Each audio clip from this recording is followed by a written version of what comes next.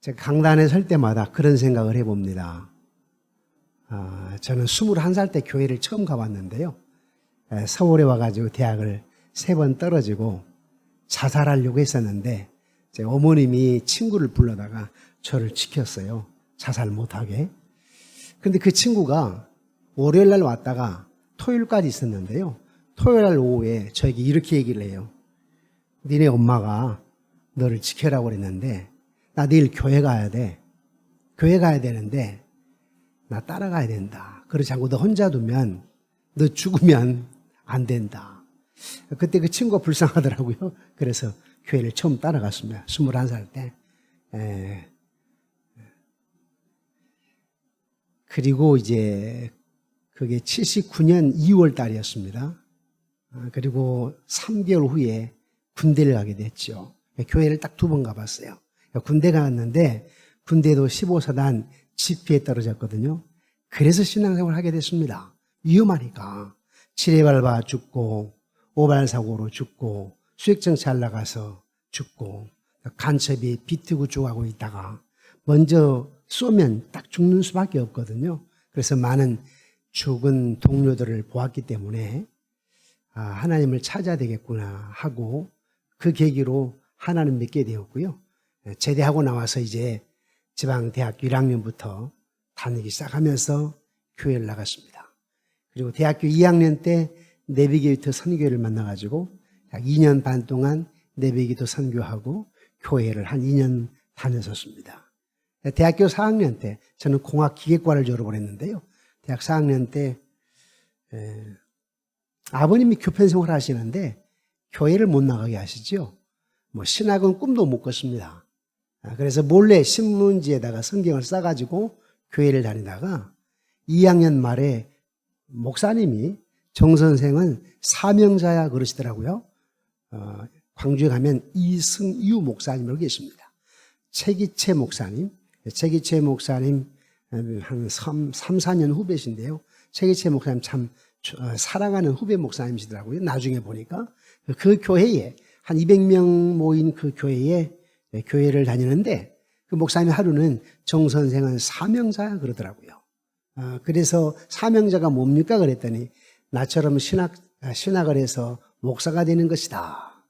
그리고 서울에 올라가서 공부를 하고 종신대학원을 공부를 하고 절대 지방은 내려오지 말아라 라고 얘기를 하더라고요. 이유는 뭐냐면 지방신학교 나오는 사람들이 딱 텃밭을 구축하고 있으니까 여기에 솔직하게 표현해 주시대요. 시기, 질투, 미움, 다툼이 있다.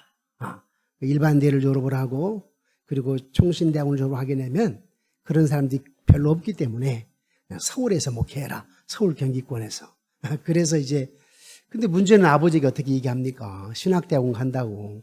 제가 학생장을 하고 있었거든요. 그러니까 그때는 학생장을 하게 되면 삼성, 현대, 대우 기본적으로 학생장은 갑니다. 면접만 해가지고 그걸 뻔히 아시는데 어떻게 신학대학원 간다고 합니까? 그래서 제가 아버지 몰래 대학교 4학년 5월 달에 도망쳐 왔습니다. 어머니에게만 말씀을 드리고 도망쳐 와가지고 군대 가기 전에 2번 교회 나갔다고 그랬잖아요.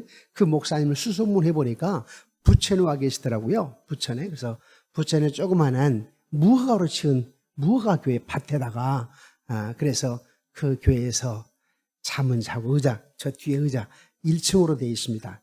그리고 밭에 지어져 있었는데 오늘날로 말하자면 비닐하우스 정도입니다. 잠은 저 교회 의자 뒤에서 자고요. 밥은 목사님 사택에서 눈칫밥. 처음에는 괜찮았는데 한 달 지나니까 교인들이 눈치하잖아요. 눈칫밥 먹으면서 3개월 있다가 통합 측에 따른 장로님이 가자제일교회라고 통합 측이 유명한 교회입니다. 거기에 무슨 문제가 있어가지고 나오셨어요. 이분은 부평경찰서 형사였었는데 경찰 형사이셨는데 나오셨어요. 그래서 이제 제가 있던 교회로 오셔가지고 다니시는데 그 장로님하고 부인 권사님하고 그리고 목사님하고 사모님하고 저 사바사바 해가지고 저 친구가 교회가 조그만하니까 전도사가 없으니까 저를 임명을 했습니다. 총신대학원 갈 줄로 알고 그러게 저 전도사가 이만저만 하는데 이렇게 있더니 그 장로님이 자기 막내 여동생, 10남매 중 집사람이 막내인데요. 막내 여동생을 소개를 했어요. 그래서 어떻든 과정은 생략하고 약혼하게 되었고요. 결혼하게 되었고, 그리고 이제 총신대학원에 가게 되었습니다. 총신대학원 졸업하고 났더니 오갈 데가 없어요. 총신대학원에 가니까 다 이렇게 줄이 있더라고요. 라인이 칼빈 출신, 한국성서신학 출신, 총신대 출신. 또 서울에 오니까 그때만 하더라도 합동이 나눠지지 않습니까? 개혁처하고. 그러니 호남 사람은 별로 없고 대부분 다 경상도 분 목사님들, 교수님들, 서울에 있는 큰 교회도 다 경상도 목사님이십니다. 그래서 저는 뭣도 모르고 소업 없이 사랑의 교회에다가 원서를 냈더니 총신대에 나왔던 후배들, 그때 한 6, 7살 애들이죠. 저는 결혼해서 갔으니까 그 아이들이, 그 애들이 그래요. 형님은 속도 없이 왜 거기다 내느냐고. 거기는 안 된다고. 그래서 내가 안 되는 조건을 얘기해봐라. 그랬더니 스카이대에 나온 것도 아니고. 그때는 저한테 그랬어요. 영남 사람도 아니고. 그래서 그때에 상처가 됐어요. 목사가 그런 게 어디 있느냐. 전도사가 그런 게 어디 있느냐. 하고 그때부터 제 생각에는 내가 나중에 목사가 되면 지역을 다 버린다. 철저하게 내 본향은 천국 중심이고 내가 만약에 개척해서 목회한다면은 우리 부목사들은 지역을 다 안배하겠다. 그래서 지금 우리 교육자들이 다 지역을 안배해서 있습니다. 전라남도에 한 명, 전북에 한 명, 충청도에 한 명, 경상도에 한 명, 이런 식으로 강원도에 한 명, 서울에 일부러 제가 의도적으로 그렇게 합니다. 또 교인들도 절대 경상도 발음은 억양은 고칠 수가 없으니까 인정을 한다. 그러나 저기 중부권에 있는 사람들은 가능한 한 지방 사투를 쓰지 말아라. 이렇게 얘기를 합니다. 그래서 항상 교회 안에 한 분 하나님 모시고 삼위일체 하나님 안에서 하나 되고 해야지 교회가 그렇게 지역 갈등을 느끼게 되면 어찌 세상에 거룩한 영향을 미칠 수 있겠느냐, 이런 얘기를 하면서 목회를 하는데요. 사실 저를 누가 이끌어준 사람이 없기 때문에 맞고 품는다고 개척한 겁니다. 갈 데가 없었어요. 그리고 이제 모르니까 개척을 했죠. 개척을 해서 순전히 은혜입니다. 지금까지 은혜였고요. 서울 양문교회는 그 앞에서 큰 처남이 병원을 하고 있었기 때문에 또 그 교회를 다녔기 때문에 또 장모님이 그 교회의 명예권사님이셨기 때문에 제가 쉽게 거기에 전사를 하게 되었고요. 목사를 하게 되었고요. 그리고 대전 전문대, 지금은 대전 과학대로 바뀐 것 같은데요. 대전 전문대 교목요원으로 1년 내려갔다가 우리 정일웅 총장님이 추천해가지고 내려갔다가 하다 보니까 이사장님이 장로님이신데 자기 화가 나면 교목들에게 사표써 하더라고요. 그래서 난 당신의 종이 아니다. 하나님의 종이지. 어떻게 목사님에게 당신이 기업 회장이라고 해도 그렇지 하고는 1년 만에 올라와서 다시 분목사 생활을 하다가 개척하게 되었습니다. 그리고 지금도 저는 늘 생각하기에 부족하고 연약하지만 내가 완전할 수는 없지만은 우리 목사들이 삶으로 가르쳐서 남게 해야 되지 않겠는가.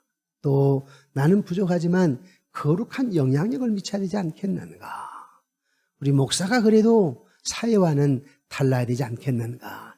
이러한 생각이 저에게는 상당히 지배적입니다. 지난 월요일부터 수요일까지 제주도에서 우리 총신대학원 83회 동창회를 했는데요. 제가 동창회를 지금까지 30몇 년 동안 가본 적이 없습니다. 3년 전에 처음 가봤는데요.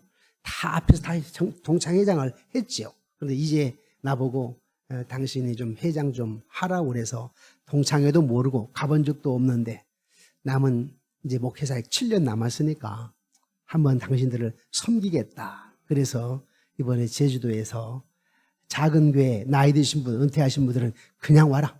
그리고 그저 한 300~400명 이상 된 교회는 100만 원, 200만 원, 300만 원, 500만 원 다 내라. 그래가지고 우리 조현삼 목사님, 도원옥 목사님, 또 김원태 목사님 다 전화해가지고 다 500, 300, 200, 100씩 다 내. 그래서 한 6천만 원 만들어가지고 선교사님들에게 돈을 주고요.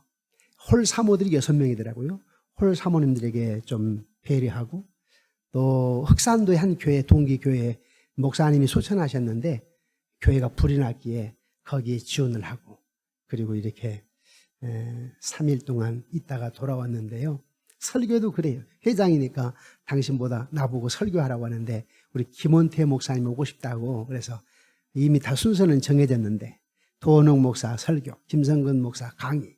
근데 내가 그 개회의 설교인데 당신 와서 설교해라 하가지고 김원태 목사님 오셔서 설교를 하고 좋은 시간들을 갖게 되었는데요.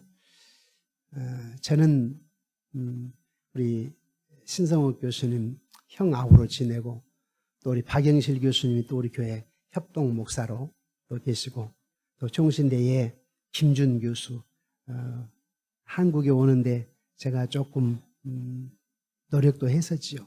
그래서 김준 교수 한 몇 년 동안은 또 협동 목사로 했고 그래서 교수님들하고도 친하고 또 어떻게 하면 우리 종신대학원이 바르게 외쳐 바른 진리를 선포할 수 있을까? 네. 작년에 우리 신성욱 교수님이 목사님 우리 액치에 강의 좀 하십시다. 그래서 저는 원래 이제 상담학이었는데요. 강의 좀 합시다. 목회철학. 그래서 목회철학 그리고 리더십을 가르치고 있는데 보람을 느끼고요. 또 감사하고 미천하고 약하지만 우리 신대원생들에게 앞으로 목회자의 자세를 좀 리더십을 좀 나누었으면 하고 그렇게 하고 있습니다. 그리고 앞으로 교수님들과 제가 정교수는 아니지만 때때로는 강의를 하지만 우리 여러 교수님들과 좀 나누고 삶을 나누고 또 학교 발전에도 미력하지만 도울 수 있다면 돕는 그런 일을 하도록 하겠습니다. 설교를 부탁을 했는데 내가 무슨 설교를 할까 우리 교수님들 모시고 생각을 하다가 잠언 3장 21절 22절에 우리가 완전하지는 않지만 완전할 수는 없지만은 온전한 삶이라고 하는 제목으로 잠깐만 나누기를 원하였습니다. 1912년 4월 14일 저녁 11시 49분이었죠. 타이타닉호 사건.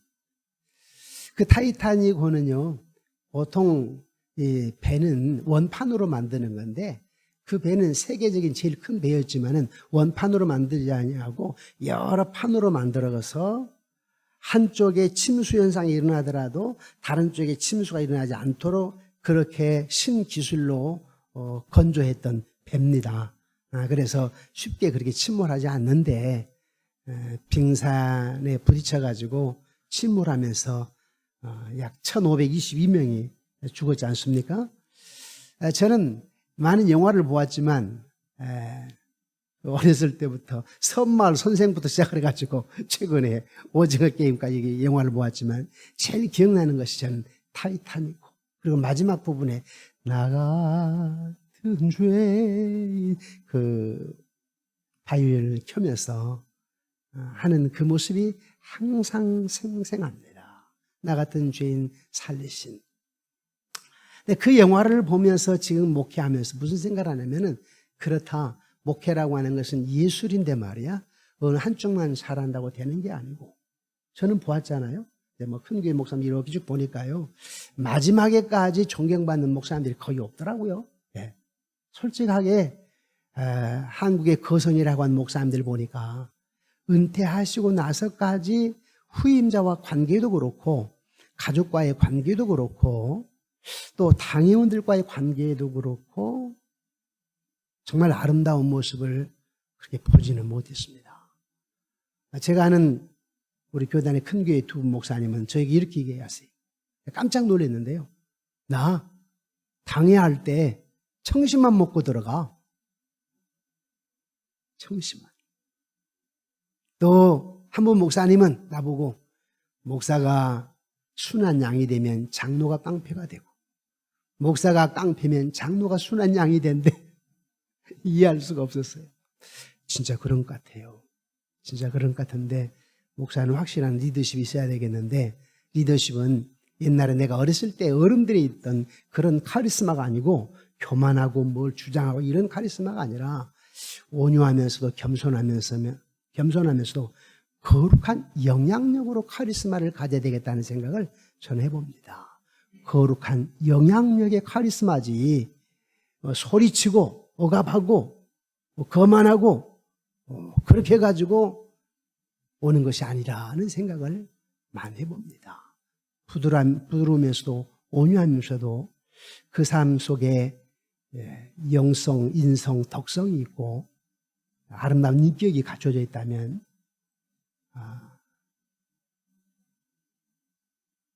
존경을 받고 그야말로 지도자로서의 어떤 팀을 이끌어가지 않겠나 생각을 해봅니다. 그리고 제가 이제 좀 우리 액체에서 가르쳐보고 코로나 때문에 또 캐나다 총신 학생들이 얼마 안 돼요. 한 120명 되는데요. 작년에 코로나가 오니까 선교사님들이 다 그쪽에서 영상 강의를 듣겠다고 하는 바람에 그 총장이, 총장이라고 할 수 있겠습니까? 한 120명 되는데 그 총장이 연락이 왔어요. 대학원장을 좀 맡아달라고. 어떻게 하면 되나 그랬더니 줌 강의니까 한국에 있는 교수님들 좀 컨택 좀 해달라고. 그래서 이제 우리 종신대학원의 이한수 교수님, 심창석 교수님을 비롯해가지고 연세 드시고 은퇴하신 분들, 그리고 이제 그 학교에서 힘 꽤나 좀 쓰시는 분들, 괜히 강의한다고도 이사해서 뭐라고 하니까 힘 있는 교수님들 몇 살 해가지고 10서너 명을 컨택을 해서 많은 외국의 선교사님들이 강의를 듣는 거기 때문에 섬기는 마음으로 좀 강의를 해 주십시오. 이렇게 부탁을 해서 강의를 하고 있는데요.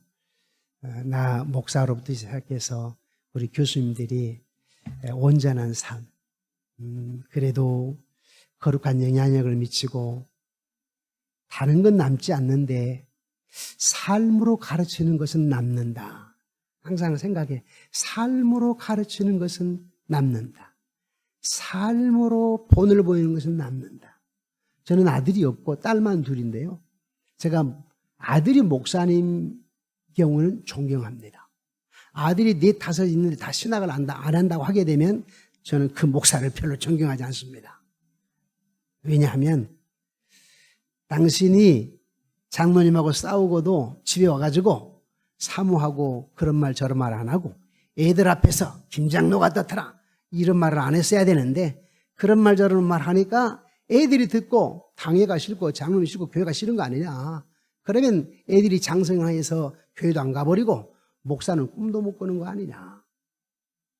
그냥 외적으로는 저 목사님 별론데 싶어도 아이 둘이가 우리 신 교수님 저는 좀 아시는 교회가 아들 둘이 목사인데요. 저는 솔직하게 개인적으로 그렇게 와 닿는 목사님은 아니셨어요. 그런데 아들 둘이 목사라고 한 그 뒤로부터는 그래도 존경을 합니다. 다른 거 다 떠나서 그래도 아들 둘이 목사라고 하니까 당신 존경스럽습니다. 이렇게 하고 저는 딸이 둘인데 하나는 결혼을 해서 선교사 우리 액치를 나왔죠.